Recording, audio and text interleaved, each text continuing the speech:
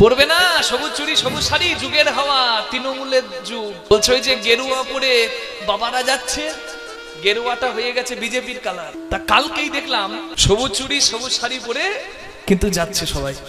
তা আমি জিজ্ঞাসা করছি পাড়ার বোনদের, বোন এই সবুজ চুড়ি সবুজ শাড়ি পরে সবাই কি ব্যাপার? তখন পাশ থেকে বসেছিল, তাস খেলছিল। হিন্দু ধর্মের সর্বনাশ করার জন্য যারা নিজেরাই দায়ী, মন্দিরের পাশে বসে তাস খেলা। আহা গো, হ্যাঁ কি শিক্ষা! তাস খেলতে খেলতে বলছে পড়বে না সবুজ চুড়ি সবুজ শাড়ি, যুগের হাওয়া তৃণমূলের যুগ। আমি তো অবাক হয়ে গেলাম, বাবারকে জল ঢালতে যাওয়ার সঙ্গে তৃণমূলের কি সম্পর্ক বাবা? আমি বললাম আমি বুঝলাম না দাদা, কি ব্যাপার? বলছে ওই যে গেরুয়া পরে বাবারা যাচ্ছে, গেরুয়াটা হয়ে গেছে বিজেপির কালার। তাই এদিকে মায়েরা সবুজ চুড়ি আর সবুজ শাড়ি পরেছে, ওইটা তৃণমূলের কালার। আমি মনে মনে ভাবছি ধন্য বাবা, হ্যাঁ মানে শিবের কাছে যাবে তাও ভাগাভাগি করে ফেলেছে, হ্যাঁ কালার দিয়ে ভাগাভাগি। এই রাজনীতির চোখ দিয়ে, ধর্মীয় দৃষ্টিকোণ নাই, রাজনীতির চোখ দিয়ে আমরা ভারতবর্ষকে যদি দেখতে যাই, আধ্যাত্মিক দেশ ভারতবর্ষ, আমরা বড় মূর্খ হব। রাধে রাধে। কখনো ভগবানকে নিয়ে রাজনীতি হয় না, কখনো ধর্ম নিয়ে রাজনীতি হয় না। ধর্ম হচ্ছে মানুষকে যা ধরে রাখে, যা মানুষ ধরে আঁকড়ে জীবনের পথ চলাটা সুন্দর করে। হৃদয় গৌর প্রেমানন্দে হরি হরি হরি হরি হরি বল। আমি সঙ্গে সঙ্গে মনে সন্দেহ হওয়াতে আমি গিয়ে সঙ্গে সঙ্গে ইন্টারনেটে সার্চ করতে থাকলাম যে কেন সবুজ চুড়ি আর সবুজ শাড়ি পরছে। এখানে দেখলাম যে বলা হচ্ছে সবুজকে বলা হচ্ছে সতেজতা, পবিত্রতা, শান্তি, হ্যাঁ প্রতীক। তাই বর্ষার সময় দেখুন মাঠ ঘাট জলে পরিপূর্ণ থাকে, এই জলে পরেই কিন্তু শস্য শ্যামলায় আমাদের প্রকৃতি ভরে যায়। তাহলে রংটা হচ্ছে সবুজ রং, এই সবুজ রংটা বাবার বড় প্রিয়, ওই জন্য সবাই সবুজ রঙের শাড়ি চুড়ি পরে বাবার মন্দিরে যাচ্ছে। এটা জানতে পারলাম। তা দেখুন, এটা ভক্তি নিয়ে সবাই যাচ্ছে, কিন্তু সেখানেও রাজনীতি ঢুকে যাচ্ছে। এটা বড় দুঃখের কথা। রাধে রাধে। বাবাকে সন্তুষ্ট করতে আপনারা যে যতটুকু পারেন আপনারা করবেন। 4 বার পরিক্রমা হয় একটা দেব মন্দির, ভগবানের মন্দিরে 4 বার পরিক্রমা, দেব দেবীর মন্দিরে 3 বার পরিক্রমা, আর শিবের মন্দিরে শিবলিঙ্গের অর্ধেক পরিক্রমা। 1 বার নয়, পরিক্রমা হবে না, অর্ধেক পরিক্রমা। দধি, দুগ্ধ, ঘৃত, হ্যাঁ মধু আর শর্করা মানে চিনি, এই পঞ্চামৃত দিয়ে আপনারা স্নান করাতে পারেন। যারা সোমবার গুলোতে আমার বাবার কাছে যাচ্ছেন তারা সবাই যাবেন, ভক্তি ভরে যাবেন। রং দিয়ে বাবার বিচার করতে যাবেন না, আপনারা ভক্তি ভরে যাবেন। আপনারা বাবাকে আগের দিনে বেলপাতা তুলে নেবেন, সোমবার দিন বেলপাতা চয়ন করতে নাই, আগের দিন বেলপাতা তুলে পঞ্চামৃত দিয়ে আপনারা বাবাকে স্নান করতে পারেন। কিছু না থাক গঙ্গা জল দিয়ে, দুগ্ধ দিয়েও আপনারা স্নান করাতে পারেন, বাবার অভিষেক করাতে পারেন। নিতাই গৌর প্রেমানন্দে হরি হরি হরি বল। এই দেখুন, এই শ্রাবণ মাসে সোমবারে জল ঢালা হয় কেন? কারণ সমুদ্র মন্থনে হলাহল বিষ ওঠে, হ্যাঁ সেই হলাহল বিষকে বাবা নীলকণ্ঠ হয়ে কণ্ঠে ধারণ করেছিলেন। মা জগৎ জননী মা স্তনদুগ্ধ, স্তনামৃত পান করিয়েছিলেন। আর তারপরে বাবাকে সব সময় জল দিয়ে শান্ত রাখতে বলা হয়েছিল। তীব্র যন্ত্রণা তো, তীব্র জ্বালা তো। দেব কবিরাজ দয়, অশ্বিনী কুমার দয়, তারা গাঁজা পাতা বা ভাং পাতাকে আয়ুর্বেদিক ওষুধ হিসাবে বাবার সেবায় দিয়েছিলেন। বোঝা গেল? তাহলে বাবা গাঁজা খায়, ভাং খায়? বাবা গাঁজা ভাং নেশা করে না, নাম করে ভোলা, ভাং খাই চেলা। তার মানে বাবার নামে কলঙ্ক দিব? নিজেরা গাঁজা খাবো, ভাং খাবো, আর বাবার নামে কলঙ্ক দেব নাকি? না, নাম করে ভোলা, ভাং খাই চেলা, আর বাবার নামে যত কলঙ্ক। বাবাকে গাঁজা দেওয়া হয়েছিল নেশা করার জন্য নয়, ওই গাঁজা পাতা সেটা দেওয়া হয়েছিল আয়ুর্বেদিক ওষুধ হিসাবে। হোমিওপ্যাথি ওষুধ যখন কেউ খায়, কতটুকু মেশানো থাকলে মানুষের মঙ্গল হবে ততটুকু কিন্তু মেশানো থাকে। আপনারা যখন হোমিওপ্যাথিক ওষুধ খান বলুন, ওখানেও কিন্তু কিছু মেশানো আছে জানেন। কতটুকু দিলে রোগীর মঙ্গল হবে, নেশা হবে না, সেটা কিন্তু যারা মিশিয়ে দিচ্ছে তারা জানে। কি প্রয়োজনীয় আর অপ্রয়োজনীয় পার্থক্য বুঝতে হবে। এখন বাবাকে হলাহল বীজ ধারণ করেছে বলে ওষুধ দেওয়া হচ্ছে, দেব কবিরাজ অশ্বিনী কুমার দয় ওষুধ দিচ্ছে, মা স্তনদুগ্ধ পান করাচ্ছে। এরপরে বলা হলো যে বাবাকে সবসময় জলে ভিজিয়ে রাখতে হবে, স্নান করিয়ে রাখতে হবে। তাই শ্রাবণ মাসের সোমবারে আমরা বাবাকে সবসময় একটু জলে ধৌত করে রাখি, বাবাকে ঠান্ডা করে রাখার জন্য, শীতল করে রাখার জন্য, স্নিগ্ধ করে রাখার জন্য। নিতাই গৌর প্রেমানন্দে হরি বল, হরি বল, হরি বল। প্রত্যেকে যত্ন করে ভক্তি ভরে বাবার সেবা করুন, এইটুকু পার্থক্য, এইটুকুই প্রার্থনা সবার কাছে। বাবার ভক্তকে বাবা কোনোদিন দূরে সরিয়ে রাখেন না। বাবা বড় কৃপালু, বাবা বড় কৃপাময়। মৃকণ্ড মুনির পুত্র মার্কণ্ড মুনি যখন জন্ম নেয়, তার 16 বছরের আয়ু বাঁধা ছিল। 16 বছর পরে যম তাকে নিয়ে যাবে। তা মার্কণ্ড মুনি জন্ম নিয়ে পরম শিব ভক্ত, সারাক্ষণ শিব আরাধনা করে। 16 বছর যখন বয়স হয়ে গেল, তখনও শিবের আরাধনা করছে, শিবের শিবলিঙ্গের কাছে বসে। যম এসে গেছে, কারণ 16 বছর বয়সে মার্কণ্ড মুনিকে যেতে হবে।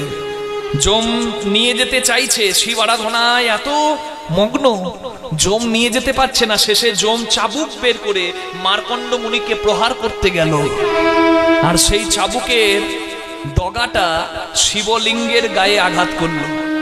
সঙ্গে সঙ্গে মহাদেব যমরাজের মস্তক ছেদন করে দিলেন। যমকে সবাই ভয় পায়, যম শেষ বিচার করবে, কিন্তু যমেরও সর্বনাশ করলো কে? স্বয়ং মহাদেব। ওই জন্য যারা যমের ভয়ে ভীত থাকেন, যারা শনির ভয়ে ভীত থাকেন, এই শনি আর যমকে যারা ভয় পান, তারা মহাদেবের সেবা করবেন, মহাদেবের পূজা করবেন। কারণ শনি শিবকে ভয় পায়, শিবের ভক্ত, আর ভয় পায় তো শনি একমাত্র শিবকে ভয় পায়। রাধে রাধে। আর যমও কাকে ভয় পায়? শিবকে ভয় পায়। কারণ যম এসেছিল শিব ভক্তকে নিয়ে যেতে, ভোলানাথ যমের মস্তক ছেদন করে দেয়। এবার যম চলে গেছে, মস্তক ছেদন হয়ে গেছে যমের। দেবতারা ত্রাহিমাম ত্রাহিমাম করে শিবের কাছে এসে দাঁড়িয়েছে। ভোলানাথ বললেন যে আমি যমের মাথা ফিরিয়ে দিচ্ছি, তবে আর যেন কোনোদিন এই কাশীতে যম না আসে। কারণ কাশীতে বসে মার্কণ্ড মুনি শিবের আরাধনা করছিল, তাই সেই দিন থেকে কাশীতে কোনোদিন যম প্রবেশ করতে পারে না। যম কাশীতে প্রবেশ করবে না। এইবার মানুষ তো খুব চালাক বাবা। কাশীতে বড় বড় ভবন নির্মাণ হলো, মুক্তি ভবন, মোক্ষ ভবন। জীবনে শেষ দিনে কাশীতে গিয়ে থাকো, কাশীতে যদি তোমার প্রাণ যায়, যম আসতে পারবে না, তুমি একবারে সদ্গতি প্রাপ্ত হবে। এই আশা নিয়ে পাপাচারী, অনাচারী, দুরাচারী, ব্যভিচারী সবাই কাশীতে গিয়ে উঠল। কাশী অপবিত্র হয়ে গেল। এত পবিত্র ধাম কাশী, সেটা অপবিত্র হয়ে গেল। পাপীরা গিয়ে অপবিত্র করে দিল। ভোলানাথ চিন্তা করলো যে আমি যমকে কাশীতে আসতে নিষেধ করেছি, যম কাশীতে আসবে না পাপীর বিচার করতে। তা বলে কি অনাচারী পাপাচারীরা সব কাশীতে এসে কাশীটাকে অপবিত্র করবে? কাশীতে আমি হব যম। ভোলানাথ রূপ ধারণ করলেন কাল ভৈরব। ওই জন্য কাশী বিশ্বনাথ দর্শন করার আগে কাল ভৈরব মন্দিরে গিয়ে বাবার চরণে মাথাটা নামাতে হয়। কারণ কাশীর দ্বারপাল বা দরজার রক্ষক বা দাঁড়ি হলেন স্বয়ং ভোলানাথ কাল ভৈরব। যম বিচার করে পাপীর। যদি কেউ পাপাচারী হয়, তাকে নরক যন্ত্রণা ভোগ করতে হয়। কিন্তু কাশীতে যদি কেউ পাপী যায়, তাহলে কাশীতে শিব বিচার করে কাল ভৈরব। নরক যাত্রার থেকেও কঠিন যন্ত্রণা, সেই যন্ত্রণাটার নাম হচ্ছে ভৈরব যাত্রা। নিতাই গৌর হরি হরি বল। তাহলে ভোলানাথকে আপনারা জল দিলেই ভোলানাথ খুশি। কি একটি তুলসী পত্র, একটি বিল্লপত্র দিলেই আমার ভোলানাথ খুশি। ভোলানাথের নাম আশুতোষ, অল্পতেই কৃপা করে দেন, কিন্তু তা বলে যেন কেউ ভোলানাথকে নিয়ে তাচ্ছিল্য করবেন না। হ্যাঁ, অনেকে বলে যারা কৃষ্ণ নাম করে তারা আবার শিবের নাম করবে কেন? একদম মিথ্যা কথা। শিব বৈষ্ণব শ্রেষ্ঠ। নিম্ন গানম যথা গঙ্গা দেবানামচ্যুত যথা বৈষ্ণবানং যথা শম্ভু পুরাণানামিদম তথা। সমস্ত পুরাণের মধ্যে ভাগবত পুরাণ শ্রেষ্ঠ, ঠিক তেমনি সমস্ত দেবতার মধ্যে বিষ্ণু শ্রেষ্ঠ, ঠিক তেমনি সমস্ত বৈষ্ণবদের মধ্যে শিব শ্রেষ্ঠ, সমস্ত নদীর মধ্যে যেমন গঙ্গা শ্রেষ্ঠ। তাই গৌর হরি হরি বল। আর বৈষ্ণবের কৃপা পেলে তবে কখনো তার হরিভজন সার্থক হয়। তাই শিব নাম অবশ্যই করবেন, সবাই শিবের কথা বলবেন। নিতাই গৌর প্রেমানন্দে হরি বল হরি বল হরি বল হরি বল। তাহলে ভোলানাথ অল্পতে সন্তুষ্ট হয় ঠিকই, কিন্তু তিনি আবার কাল ভৈরব। পাপীদের বিনাশ করার জন্য তিনি সংহারী রূপে দাঁড়িয়ে আছেন। তাই ভোলানাথকে যতটুকু সেবা করবেন, ভক্তি ভরে করবেন, কখনো তাকে নিয়ে তাচ্ছিল্য করবেন না। আমি বারবার করে নিষেধ করি। কেন? কারণ আমি বড় দুঃখ পেয়েছি। জল ঢালতে সবাই যাচ্ছে, আর মুখে ভাষা দেখেছেন? বড় বড় বাম্পার, বাবার কত টেম্পার, রোডে কত বালি, বাবার কত শালি, বাবা গেল বোম্বে শ্রীদেবীর সঙ্গে। কাণ্ড চিন্তা করুন, বড় বড় উঠছে, বাবার মাথা ঘুরছে। আমি অবাক হয়ে গেলাম। বাড়িতে সন্তানদের কানটা মুলে দেবেন যে সমস্ত কিছু নিয়ে বিদ্রুপ হবে, কিন্তু আমাদের সনাতন ধর্মের দেব দেবীদের নিয়ে বিদ্রুপ নয়।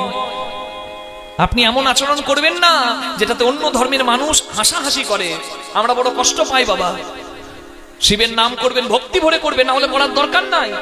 হেঁটে হেঁটে পায়ে রক্ত বের করে নেবে, পা ছুলিয়ে নেবে, আর মুখে কুসঙ্গ এসে ওই কটু কথা বলবে, আর গাঁজা খাবে। গাঁজা প্রসাদ? আরে বাবা তো হলাহল বিষ ধারণ করেছে, বিষ খাও তো, 5 মিনিটে ব্রেক ড্যান্স শুরু হয়ে যাবে।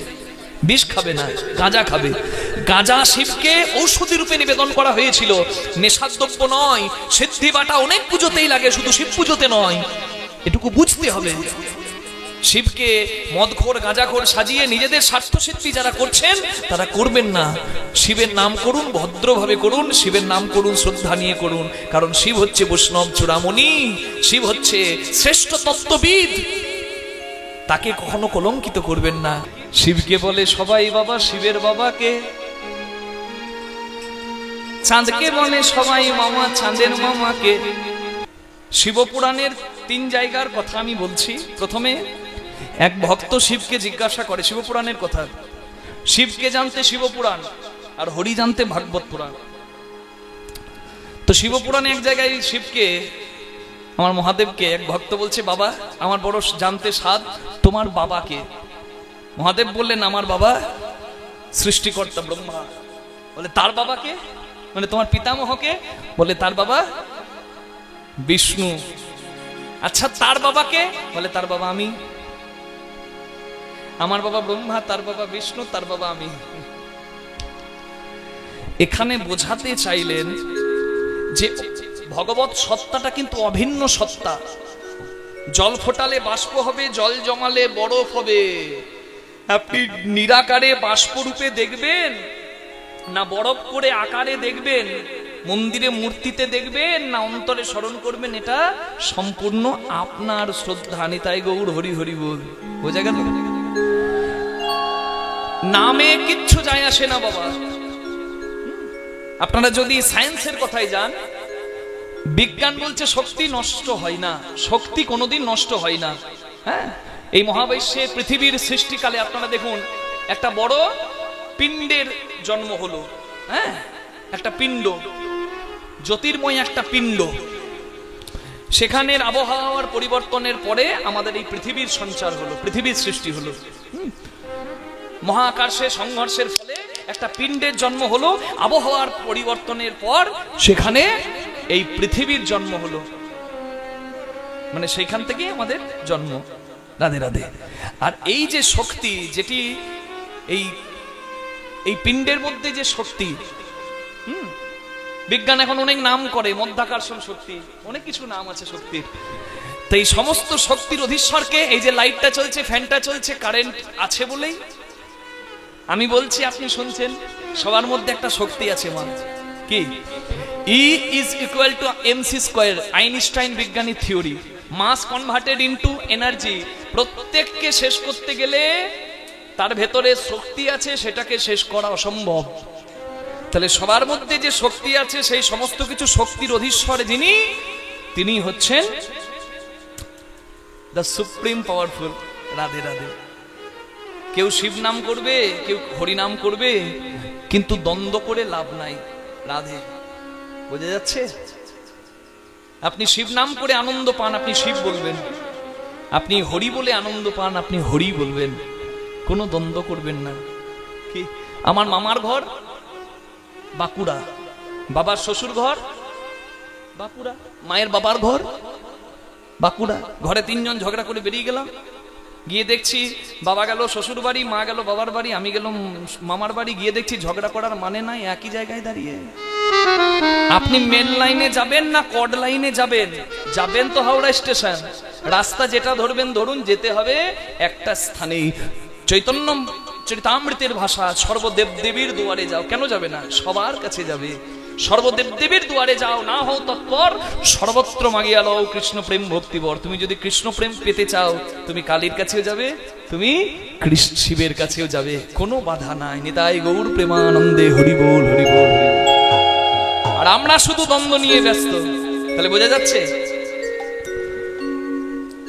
যখন যদিও জন্ম ব্রহ্মার বিষ্ণুর নাভি পদ্ম থেকে, বিষ্ণু নাভি প্রদেশাদগত নলিন দলাদ ভূত জন্মাশু জন্মা কীর্তন বৈধং বিধাতা জগতি তনুভিতা মাদি কাব্য প্রণেতা। বিষ্ণুর নাভি থেকে যদিও ব্রহ্মার জন্ম, তথাপি ব্রহ্মা নিজেকে ভগবান ভাবে এবং বিষ্ণুর সঙ্গে দ্বন্দ্ব করে। তখন এই ব্রহ্মা বিষ্ণুর মাঝে একটা শিলার ন্যায়, একটা প্রস্তরের ন্যায়, একটা দিব্য জ্যোতির্মান, জ্যোতির্ময় একটা শক্তি এসে আবির্ভূত হয় ব্রহ্মার বিষ্ণুর মাঝে। কত উচ্চ দেখা যাচ্ছে না, কত দীর্ঘ, কত গভীর দেখা যাচ্ছে না। প্রথম শিব পুজো করেছিল কে? ব্রহ্মার বিষ্ণু। শিব পুরাণের কথা, আমার মন গড়া গল্প নয়। এত দীর্ঘ আর এত গভীর ব্রহ্মার বিষ্ণু নিজেদেরকে অধিকর্তা ভেবে একে অপরের সঙ্গে দ্বন্দ্ব করছিল। তখন এসে একজন জন্ম নিলেন, হরিবোল, যিনি স্বয়ংভূ। রাধে রাধে। যার পিতামাতা হতে পারে না, তিনি আদি, তিনি অনন্ত। বিস্মাদং বিস্ম বীজম নিখিল ভয়হরম পঞ্চবক্ত্রম ত্রিনেত্রম। তিনি হচ্ছেন মহাদেব। এত দীর্ঘ, এত গভীর দেখা যাচ্ছে না। তখন বিষ্ণু আর ব্রহ্মা পুষ্প দিলেন যে তোমার এই দীর্ঘ রূপ তুমি সংকুচিত করো, না হলে জগতে তুমি পূজিত হবে কি করে। তখন আস্তে আস্তে সংকুচিত হলো সেই রূপ, আর যে রূপটি ধরলো সেই রূপটি হচ্ছে শিবলিঙ্গের রূপ। নিতাই গৌর প্রেমানন্দে হরি হরি। আমি বললাম শিবপুরাণের মত, শিবলিঙ্গের জন্ম, কত পবিত্র জন্ম। আর আমরা এত নোংরা কথা শুনতে ভালোবাসি শিবলিঙ্গ নিয়ে, আমরা কোনোদিন তার বিরোধিতাও করি না। যে যা পারে শিবলিঙ্গ নিয়ে নোংরা কথা বলে, কিন্তু কতটা শাস্ত্রসম্মত সেটা কেউ বলে না। আমি শিবপুরাণের কথা বললাম, শিবলিঙ্গের উদ্ভবের জন্ম বৃত্তান্ত বললাম। একবারে শিবপুরাণের পাতায় আপনারা মিলিয়ে নিতে পারবেন, ছবিও দেওয়া আছে দেখবেন শিবপুরাণে। এই ব্রহ্মা আর বিষ্ণু হাত জোড় করে আছে, আর মাঝে শিবলিঙ্গ। হরি বল। এত সুন্দর জন্ম মহাদেবের, এটা একটা কথা। আরো একটা বলছি, সব বলে দেব। আরো একটা বলছি, কি? যখন শিবের বিবাহ হয় হিমালয় কন্যা, গিরিরাজ হিমালয় কন্যা পার্বতীর সঙ্গে, তখন একটা বিধি আসে যে, মানে যেখানে বিধিতে, যেখানে নিয়মে, মানে বরের পিতা মাতাকে উপস্থিত থাকতে হবে, পিতাকে উপস্থিত থাকতে হবে। তো শিবের বাবাকে, হরি বল, শিবের বাবাকে তখন শিবের সম্প্রদান করেছিলেন কে? অত্রি মুনি এবং তার স্ত্রী মাতা অনুসুয়া, যাদের কাছে ব্রহ্মা বিষ্ণু মহেশ্বর শিশুরূপে স্থান পেয়েছিলেন। নিতাই গৌর প্রেমানন্দে হরি হরি বল। মা, আমি তোমার শিশু হয়েছি, তাই আমার সম্প্রদান করার অধিকার তোমার আছে। হরি বল। তার মানে এখানে যেখানে বরের বাবাকে উপস্থিত থাকতে হয়েছিল সেই জায়গা অত্রি মুনি পেয়েছিলেন, এবং অত্রি মুনি বারবার করে শিবকে নমস্কার করেছিলেন, তুমি ধন্য প্রভু, তুমি ধন্য। এবার আরো একটা কথা আছে, সেটা হচ্ছে ভাগবত মহাপুরাণে যেদিন ব্রহ্মার ক্রোধ থেকে, ব্রহ্মার ভ্রুকুটি থেকে শিবের জন্ম হলো, সেই দিনটা ভাগবত পুরাণ অনুসারে শিবের জন্মদিন। আর সেই দিনটা ছিল শিবরাত্রির দিন। শিবরাত্রির দিন শিবের বিয়ে পড়ে, আগে শিবের জন্মদিন। নিতাই গৌর হরি বল। যদিও মতান্তরে এই শ্রাবণ মাসটাকেও শিবের জন্ম মাস হিসাবে ধরা হয়, পুরাণের মতের ভেদ আছে, কিন্তু দেখুন একটা মিল শিবপুরাণে ভাগবত মহাপুরাণে আছে। সেটা কি? এই যে শিবপুরাণে ভোলানাথ বলছে আমার বাবা ব্রহ্মা, তার বাবা বিষ্ণু, আর ভাগবত মহাপুরাণে মিলে গেল ব্রহ্মার ভ্রুকুটি থেকে শিবের জন্ম, মহাকালের জন্ম, তাহলে শিবের বাবা ব্রহ্মা আর ব্রহ্মার জন্ম বিষ্ণুর নাভিপদ্ম থেকে, তাহলে হিসেব মিলে গেল। নিতাই গৌর প্রেমানন্দে হরি হরি হরি। শিবকে বলে সবার বাবা, শিবের বাবাকে। চাঁদকে বলে সবাই মামা, চাঁদের মামাকে। হরি বল। চাঁদের পুত্রের নাম বর্চস। বর্চস যখন ভগবান সমস্ত দেবতাদের বললেন যে তোমাদেরকে যেতে হবে, তোমার পুত্রদেরকে যেতে হবে আমার সঙ্গে কুরুক্ষেত্রের মাঠে, আমি হব কৃষ্ণ। তখন দেবতারা বললেন বেশ, আমাদের শক্তি আশীর্বাদ রূপে প্রতিফলিত হবে। ধর্মপুত্র হলো কে? যুধিষ্ঠির। পবন পুত্র ভীম। অশ্বিনী কুমার দ্বয়ের পুত্র নকুল সহদেব। রাধে। ইন্দ্রপুত্র অর্জুন। দেব আশীর্বাদে তাদের জন্ম। তো ঠিক তখন ওই চন্দ্রপুত্র বর্চস আশীর্বাদ পেল চন্দ্রের, এবং চন্দ্রের অংশে জন্ম নিল কে? অর্জুন পুত্র অভিমন্যু। তাহলে অভিমন্যু যদি চন্দ্রের অংশ হয়, তাহলে অভিমন্যুর মামাকে? কৃষ্ণ ভগবান। তাহলে চাঁদের অংশের মামাকে হচ্ছে, বলুন কৃষ্ণ ভগবান কি? আরেকটু জোরে হবে কি? মায়েরা ঘুমিয়ে পড়লো নাকি? যা বলছি বলে জোরে।